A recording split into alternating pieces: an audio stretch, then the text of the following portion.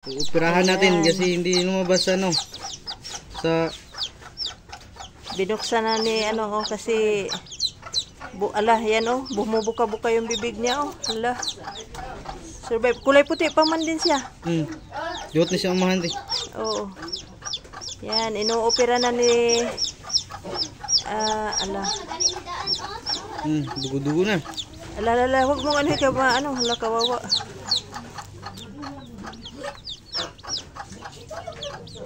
Paano yan sila mabiak yung ano na yan? Parang basta kung dili init, dili sila mabuhat. Init ang naka ano na. Mulaksi man sila. Mukha na sila, tuk-tuk ba? Sila tuk-tukon na mabuhat. So paano ang ano niyan? Iwanan mo muna doon para anuhin. Di ba din sa balikon? Painitan ka ni. Painitan? Di na yun ibalikon. Oo. Basta muna ako na yung bumaba na yan kanina tapos bumalik ulit. Araw man pison sa ibaw. Pero di na lumluman. Ito na.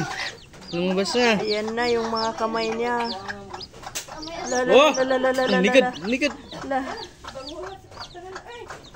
Kawawa. Wala pang mata. Ha? May mata na.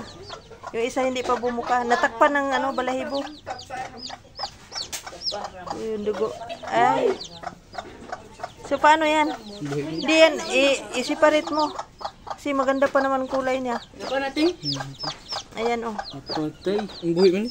Mabuhi na ipaniti. Saan? Painitan? Dira sa abuhan. Arkon. Wala na doon? Okay guys, yan. So ito yung inahin. Mayroon siyang ilan na sisiw? 6. Kasi i-renovate namin yung nila, bahay nila. So, ayan, okay.